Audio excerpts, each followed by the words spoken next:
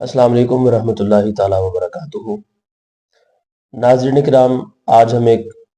بہت ہی اہم اور خصوصی مسئلے کے اوپر گفتگو کرنے کے لیے آپ کے سامنے حاضر ہوئے ہیں۔ آج کی ہماری جو گفتگو ہے اس میں دو اہم مسئلوں کو زیر بحث لایا جائے گا۔ ایک یہ کہ متع کیا ہوتا ہے اور اس کی شرعی حیثیت کیا ہے، دوسرے نمبر پر حلالہ کیا ہوتا ہے اور اس کی شرعی حیثیت کیا ہے۔ ناظرین کرام، اپنی گفتگو کی طرف آگے بڑھنے سے پہلے یہ ایک ویڈیو ہے، آپ اس کو ذرا سمجھ۔ میں اس کو تو ہمارے اسٹوڈنٹ مختلف یونیورسٹیوں میں رہتے ہیں، دنیا کی یونیورسٹیوں میں مکس تعلیم ہے۔ ہاسٹل میں ایک لڑکی ایک لڑکا آ گئے ہیں جی، ان کو کمرہ الاٹ ہو گیا کہ اس ہاسٹل کے کمرے میں تم نے رہنا ہے۔ تو اب ظاہر ایک جوان بچے ہیں تو دونوں نامحرم ہیں ایک دوسرے کے لیے۔ اگر وہ اس شرط کے ساتھ یا جو بھی شرائط رکھنا چاہیں متع کر لیں کہ جب تک ہم یہاں اس یونیورسٹی میں پڑھ رہے ہیں، یہاں پر موجود ہیں، ہم ایک دوسرے کے لیے محرم ہیں۔ کس حد تک محرم ہے، کیا ہم نے ہم بستری کرنی ہے کہ نہیں کرنی، اس کی شرائط کنڈیشن لگانی ہے، لگا سکتے ہیں جی۔ اب اس میں یہ ہے کہ کم از کم جتنا عرصہ وہ وہاں رہیں گے وہ حرام میں مبتلا نہیں ہوں گے، ایک دوسرے کو دیکھیں گے تو حرام میں مبتلا نہیں ہوں گے، ایک دوسرے کو اگر وہ ٹچ بھی کر لیتے ہو تو حرام میں مبتلا نہیں ہوں گے، کیوں اس وقت وہ اس بندھن میں بند چکے ہیں جو قرآن کریم ہمیں اجازت دے رہا ہے۔ ایسے کئی چانسز ہو سکتے ہیں، لوگ اپنے بیویوں کو چھوڑ کے دوسرے ملکوں میں چلے گئے، آپ کے ملک کے لاکھوں افراد دوسرے ملکوں میں موجود ہیں، بیوی پاس نہیں ہے جی، لیکن وہاں اویلیبلٹی ہو سکتی ہے غیر مسلم عورت کے ساتھ، عیسائی کے ساتھ، یہودی کے ساتھ، تو متع کر سکتے ہیں ان کے ساتھ تاکہ وہ زنا سے بچ سکے، تاکہ اپنی جنسی خواہش کو پورا کر سکیں، تو اس کی اجازت بھی موجود ہے اور وہاں سہولت۔ اب اس ویڈیو میں آپ نے دیکھا کہ کتنے عجیب انداز کے اندر ایک بدکاری کا راستہ کھولنے کی کوشش کی جا رہی ہے، جو کہ پہلے سے اپنے پورے زور و شور کے ساتھ اور پورے کر و فر کے ساتھ ہمارے اس معاشرے کے اندر موجود ہے، اور بڑی بد تہذیبی ہمارے معاشرے کے اندر پھیلانے کی کوشش کر رہا ہے۔ یہ کیسے ممکن ہو سکتا ہے کہ یونیورسٹیز کے ماحول کے اندر رہتے ہوئے کیسے ممکن ہے کہ ایک لڑکا اور ایک لڑکی بالکل جو کہ غیر محرم ہیں، وہ ایک محدود مدت کے لیے اپنے آپ کو کسی ایک تعلق کے اندر یا بندھن کے اندر اس انداز سے باندھ لیں کہ وہ جس طرح سے مرضی چاہیں وہ اپنی زندگی کو گزاریں۔ یہ کیسے ہو سکتا ہے؟ چلیں، یہاں پر یہ بات بھی ہو سکتی ہے کہ شریعت مطہرہ کے اندر یہ کنسیشن موجود ہے کہ جیسا ماحول ہوتا ہے اس طرح کے معاملات ہو جانے چاہیے، اور حدیث پاک کے اندر بھی چونکہ اسلام کے اندر یہ اوائل اسلام کے ایام کے اندر یہ چیز جائز تھی جس کو ہم متع کہتے ہیں، تو اب بھی ہو جائے گا تو اس کے اندر کوئی حرج نہیں ہے۔ تو یہ بات اپنی جگہ پہ ٹھیک ہے یا غلط ہے وہ ایک علیحدہ میٹر ہے، لیکن فقہ یا شریعت کی زبان کے اندر اس عمل کو اجتہاد کہا جاتا ہے، اور اجتہاد جو ہوتا ہے وہ اس مسئلے کے اندر ہوتا ہے کہ جس کے بارے میں کوئی نص موجود نہیں ہوتی، خواہ وہ قرآن پاک کی آیت ہو یا وہ حدیث رسول صلی اللہ تعالیٰ علیہ وآلہ وسلم کی کوئی سیکھ ہو یا پوری حدیث پاک ہو یا کچھ بھی ہو۔ تو جب تک کسی بھی مسئلے کے اندر نص موجود نہ ہو اس کے اندر اجتہاد کرنے کی اجازت ہوتی ہے، ادروائز بالکل کسی قسم کی کوئی بھی اجازت نہیں ہے۔ اب یہ جو مسئلہ ہے کہ متع شریعت مطہرہ کے اندر، اسلام کے اندر مسلمانوں کے ہاں یہ حرام ہے، یہ ایک ایسا امر ہے، ایک ایسا مسئلہ ہے کہ جس کے اوپر نص موجود ہے کہ خیبر کے موقع کے اوپر نبی مکرم صلی اللہ تعالیٰ علیہ وآلہ وسلم نے چند ایک چیزوں کو حرام قرار دیا، ان حرام کردہ چیزوں میں سے ایک چیز نکاح متع بھی ہے۔ اب یہ بحث کہ یہ پہلے کیوں تھا اور اس کو منع کیوں کیا گیا، یہ مسئلہ قابل غور ہے۔ اسلام کے اندر بہت ساری ایسی چیزیں ابتدا کے اندر مشروع تھیں اور جائز رکھی گئیں، اور اس کے اندر اہل اسلام نے اپنی طرف سے جس قدر ممکن ہو سکا اپنا حصہ بھی ادا کیا۔ یہ وہ چیزیں تھیں کہ جو عرب کے معاشرے کے اندر اس قدر عام تھیں کہ فوراً سے بیک وقت ان کو حرام کرنا ممکن نہیں تھا۔ جس طرح کہ آپ اس کی مثال شراب لے لیں، شراب ایک ایسا امر تھا کہ عرب معاشرے کے اندر اس کی تجارت بھی ہوتی تھی، اس کو خرید و فروخت بھی کیا جاتا تھا، پھر اس کے ذریعے سے بہت سارے معاملات بھی ہوتے تھے۔ ان کو شراب کو بطور قیمت بھی، بطور نفع بھی جو ہے وہ استعمال کیا جاتا تھا۔ اب چونکہ یہ تجارت کے اندر یہ چیز شامل تھی اور تجارت کا ایک اہم رکن تھی، تو جس بنیاد کے اوپر اسلام نے فوراً سے بیک وقت اس کی حرمت کے حکم کو نازل نہیں فرمایا، بلکہ پے در پہ سٹیپ بائی سٹیپ اس کے احکام نازل فرمائے تاکہ لوگ اس سے اپنے آپ کو پیچھے ہٹا لیں اور آہستہ آہستہ سے لوگ اس سے اجتناب کرنا شروع کریں۔ آخر کار اس کو 2-3 ادوار کے اندر یا 2-3 مطلب کہ سٹیپس کے اندر جو ہے اس کو پھر آخر کار حرام قرار دے دیا گیا۔ اسی طرح متع بھی ایک ایسی کیفیت تھی یا ایسی ایک صورتحال تھی کہ جو عرب معاشرے کے اندر اس قدر عام تھا کہ اس کو اگر فوراً سے حرام کیا جاتا تو بہت سارا حرج اس میں لازم آ سکتا تھا۔ اب آپ دیکھیں جس وقت مسلم شریف کی روایت موجود ہے کہ جس وقت نبی مکرم صلی اللہ تعالیٰ علیہ وآلہ وسلم نے اس کو حرام قرار دیا، اس وقت آقا کریم صلی اللہ علیہ وسلم کے وہ فرمان، وہ الفاظ موجود ہیں، مفہوم حدیث ہے کہ حضور نے ارشاد فرمایا تھا صلی اللہ علیہ وسلم کہ جنہوں نے اس نکاح کے اندر خواتین کو رکھا ہوا ہے وہ ان کو فوراً سے چھوڑ دیں اور ان سے بدلے میں کچھ بھی نہ دے۔ یعنی کہ یہ بہت زیادہ چیز حد تک جو ہے وہ معاشرے کے اندر عام تھی، جس کو رسول کریم صلی اللہ تعالیٰ علیہ وسلم نے اللہ رب العزت کے اذن سے اور اس کی اجازت سے اس کو ایک طریقے کے ساتھ جو وہ حرام قرار دیا۔ تو نکاح متع کہتے ہیں کہ ایسا نکاح کہ جس کو کسی بھی انداز میں، کسی بھی حوالے سے، کسی بھی طریقے کے حساب سے وقت کے ساتھ اس کو خاص کر لیا جائے۔ اس کو آپ نکاح موقت بھی کہہ سکتے ہیں، یعنی کہ جس کے اندر وقت کی قید لگ جائے۔ اب اس میں اگر دونوں فریقین آپس میں نکاح کرتے ہیں اور نکاح کی مدت 200 سال تک بھی خاص کر لیتے ہیں، اور چونکہ اس میں طلاق کو شامل کر لیا گیا کہ اتنا عرصہ گزرنے کے بعد فوراً سے طلاق ہو جائے گی یا نکاح ختم ہو جائے گا اور اس کا جو ریلیشن ہے یہ بالکل ٹوٹ جائے گا اور باطل ہو جائے گا، ختم ہو جائے گا، تو اس صورت حال کو نکاح متع کہا جاتا ہے۔ اب اس کو قرآن پاک کی یاد سے ثابت کرنے کی کوشش کرنا اور اس کے اوپر اپنی طرف سے باطل دلائل جو ہے وہ پیش کرنا، اس کی بالکل بھی قطعاً اجازت نہیں ہونی چاہیے، چونکہ نبی مکرم صلی اللہ تعالیٰ علیہ وسلم نے اس کو مطلقاً حرام قرار دیا ہوا ہے۔ اب جہاں پر قرآن مجید برہان رشید کے اندر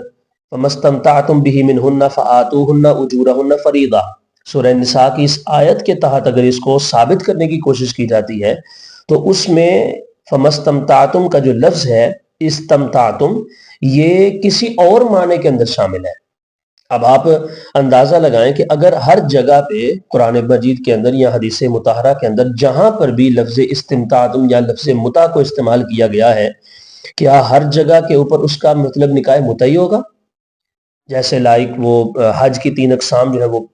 بیان کی جاتی ہیں، حج قران ہے، حج افراد ہے، حج تمتع ہے۔ اب یہ تمتع بھی اسی متع سے نکلا ہوا ہے، استمتعتم سے نکلا ہوا ہے، جہاں سے استمتعتم نکلا ہے وہیں سے تمتع بھی نکلا ہوا ہے۔ اب یہاں پہ تمتع کا کیا مطلب ہے؟ فائدہ حاصل کرنا، یعنی کہ ایک احرام باندھا، وہ احرام عمرہ کا تھا، اب اسی احرام عمرہ کی نیت سے باندھا ہوا تھا، لیکن احرام وہ مکمل عمرہ کرنے کے بعد اسی احرام کے اندر بندہ حج کی بھی نیت کر لیتا ہے، تو ایک ہی احرام کے اندر حج بھی ہو گیا، عمرہ بھی ہو گیا، اس کو حج تمتع کہا جاتا ہے۔ تو ثابت یہ ہوا کہ ہر جگہ پہ استمتعتم کا مطلب نکاح متع نہیں ہے، لہٰذا یہ بات پیش نظر رہنی چاہیے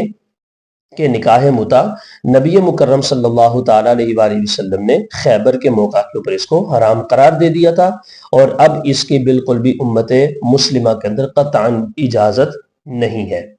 اب دوسری طرف اگر اہل تشیع حضرت جناب سیدنا فاروق اعظم رضی اللہ تعالیٰ عنہ کے بغض کے اندر، کیونکہ کہ حضرت فاروق اعظم رضی اللہ تعالیٰ عنہ کے زمانہ خلافت تک یہ جائز تھا اور انہوں نے اپنے زمانہ خلافت کے اندر اس کو ناجائز قرار دیا ہے، تو اگر عمر فاروق رضی اللہ تعالیٰ عنہ کے ساتھ بغض اور عداوت کی بنیاد کے اوپر اس کو جائز قرار دینے کی کوشش کی جا رہی ہے، تو یہ آپ کا ایک متعصبانہ رویہ ہو سکتا ہے، اس کے اندر شریعت مطہرہ کی کوئی اجازت موجود نہیں ہو سکتی۔ لہٰذا ثابت یہ ہوا، خلاصہ یہ نکلا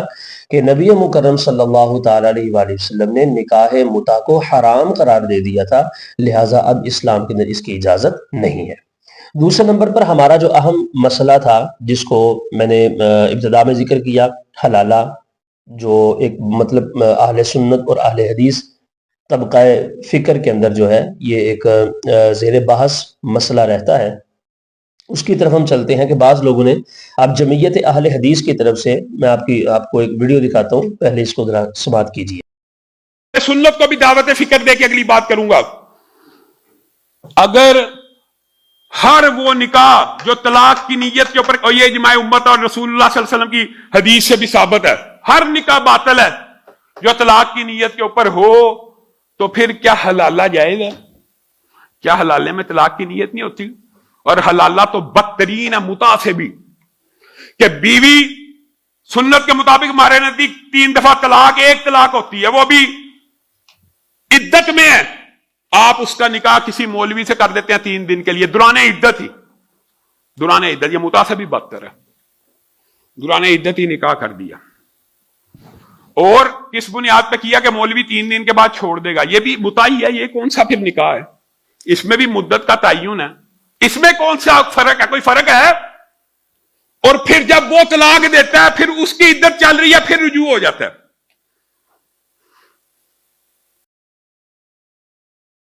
یہ ویڈیو سماعت کی، اس میں جمعیت اہل حدیث کے عظیم رہنما جناب مولانا ہشام الہی ظہیر صاحب نکاح متع سے نکل کر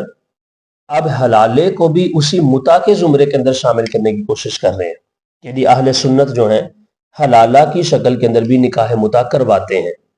اور یہ نہیں ہونا چاہیے۔ اب اس میں ان کا جو موقف ہے وہ یہ ہے کہ 3 دفعہ دی گئی طلاقیں 3 کنسیڈر نہیں ہوتی بلکہ وہ 1 ہوتی ہے، لہٰذا انہوں نے بڑی عجیب سی ایک رنگت آپ نے ویڈیو کے اندر سماعت کیا ہے کہ اس مسئلے کو کیسے عجیب سی رنگت دینے کی کوشش کی ہے، اور کس طرح سے انہوں نے اس کو باطل قرار دینے کی کوشش کی ہے، جو کہ بالکل زیادتی ہے احناف کے اس موقف کے اوپر، اور یہ ناقابل قبول یہ بات ہے۔ اب احناف کے ہاں حلالہ کیا ہوتا ہے؟ احناف کے ہاں حلالہ یہ ہوتا ہے کہ اگر ایک مرد کسی اپنی خاتون کو 3 مرتبہ طلاق دے کر فارغ کر دیتا ہے، نکاح طلاق مغلظہ جس کو کہا جاتا ہے، اب اس کے بعد دوبارہ وہ چاہتا ہے کہ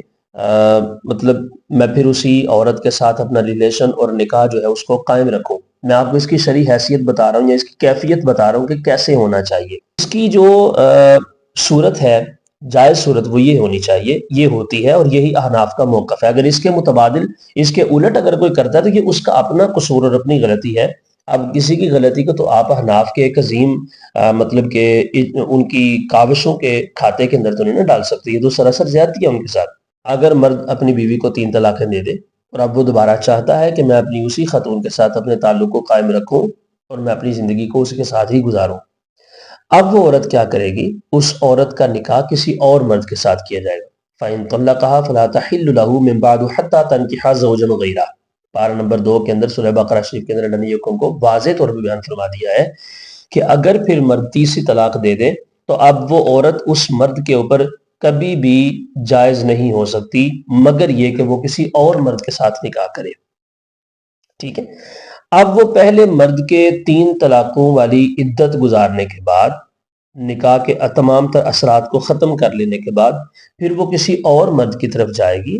اور وہ مرد اس کے ساتھ نکاح شرعی کرے گا، جائز نکاح کرے گا، لیکن اس کو موقت نہیں کرے گا، ٹھیک ہے۔ یہ قابل غور جگہ ہے، موقت نہیں کرے گا، یعنی کہ وقت خاص نہیں کرے گا کہ میں 1 منٹ کے لیے کر رہا ہوں، 1 گھنٹے کے لیے کر رہا ہوں، یا 2 گھنٹے کے لیے کر رہا ہوں، 3 دن کے لیے کر رہا ہوں، یا جتنا بھی، اس کو وقت کے ساتھ خاص نہیں کرے گا، اور نہ ہی ایسی کوئی اس کی نیت اور نہ ہی ایسا کوئی اس کا خیال ہوگا، بلکہ وہ ایک شرعی نکاح اس خاتون کے ساتھ کرے گا، اور وہ عورت اپنے مکمل مطلب کہ ذہن و دل کے ساتھ اس اور مرد کے ساتھ رہے گی۔ وہ مرد جب چاہے آزادانہ طور پہ اپنی مرضی سے کسی بھی وجہ سے اگر اس خاتون کو طلاق دیتا ہے تو وہ طلاق لینے کے بعد، اس طلاق کی عدت گزارنے کے بعد، دوبارہ پھر سے عدت سے فارغ ہو کر اپنے پہلے مرد جس کے ساتھ اس کا پہلے نکاح ہوا تھا اس کے ساتھ واپس لوٹ کے تو پھر وہ نکاح کر کے اس کے ساتھ اپنا ریلیشن قائم کر سکتی ہے۔ یہ ہوتا ہے حلالہ کرنا، اور یہ صورتحال اول تو یہ ہے کہ کوشش کرنی چاہیے کہ یہ پائی ہی نہ جائے، قائم ہی نہ ہو۔ ٹھیک ہے، لیکن اگر قائم ہو جائے تو اس کی پھر یہ کیفیت ہوتی ہے. اب اگر کوئی وقت خاص کر لیتا ہے یا کرنے کی کوشش کرتا ہے تو یہ اس کا مسئلہ ہے. اہل سنت نے، احناف نے اس کی قطعاً اجازت نہیں دی، اور نہ ہی وہ اس چیز کو حلالہ کے زمرے کے اندر شمار کرنے کی کوشش کرتے ہیں، اور وہ اجازت بھی نہیں دیتے. تو اب اس طرح سے آ کے تو چیزوں کو گڑبڑ نہیں کرنا چاہیے، گڈ مڈ نہیں کرنا چاہیے، اختلاط نہیں کرنا چاہیے چیزوں کا، کہ نہ اس کی سمجھ آئے اور نہ اس کی سمجھ آئے. تو اس ویڈیو کے اندر ہم نے واضح طور پہ اس موقف کو عرض کیا ہے کہ متع کسی بھی صورت کے اندر جائز نہیں ہو سکتا، چونکہ اس کے اوپر دلیل موجود ہے، نص موجود ہے کہ رسول اللہ صلی اللہ تعالی علیہ وسلم نے خیبر کے موقع، پھر ایک نہیں، مسلم شریف کے اندر 2-3 احادیث ہیں یہ کہ حضور علیہ السلام نے اس کو منع کر دیا تھا کہ اب آج کے بعد امت مسلمہ کے اندر اس کی اجازت نہیں ہوگی. اور دوسرے نمبر پر جو طلاق ہے، اگر 3 طلاقیں آپ کے نزدیک ایک ہوتی ہیں یا آپ کے نزدیک وہ طلاق نہیں ہوتی تو آپ کا مسئلہ ہے. پہلے آپ تو یہ بتائیں کہ آپ نے یہ مسئلہ نکالا کہاں سے ہے، جبکہ چاروں ائمہ شوافع، حنابلہ، مالکیہ اور احناف، چاروں فقہاء مجتہدین کے نزدیک جو ہے وہ یہی مسئلہ ہے کہ 3 طلاقیں 3 ہی ہوتی ہیں، اور 3 طلاقیں اگر کوئی مرد اپنی عورت کو دیتا ہے تو وہ طلاق مغلظہ ہے. بہرحال یہ اب آپ کا مسئلہ ہے. تو ان چیزوں کو سمجھنے کی کوشش کرنی چاہیے، گڑبڑ نہیں کرنا چاہیے چیزوں کو، کہ آپ اختلاف کی بنیاد کے اوپر اس قدر اختلاف میں آگے نکل جائیں کہ آپ اگلے بندے کو اس قدر مطلب کہ اس کے تمام تر نقطۂ نظر کو غلط ہی قرار دے دیں. اس کے پیچھے اس کے بھی اجتہادات ہیں، اس کی بھی کاوش ہے، اس کی بھی محنت ہے، پھر اس نے غور و خوض کر کے چیزوں کے اندر سے مسائل نکال کے سامنے رکھے ہیں، تو کم از کم اس کا جو بینیفٹ ہے اس کو ملنا چاہیے، اور اس کا جو حق بنتا ہے وہ بھی اس کو ملنا چاہیے. بہرحال یہ ہماری ویڈیو تھی، انشاءاللہ ملتے ہیں نیکسٹ ویڈیو میں. اسی طرح معلوماتی ویڈیوز آپ تک ہم پہنچائیں گے، اور شریعت مطہرہ کی اصل رہنمائی جو ہے وہ قرآن و سنت کی روشنی میں اللہ کے فضل و کرم سے آپ تک پہنچائیں گے. دعا میں یاد رکھیے گا. السلام علیکم ورحمۃ اللہ.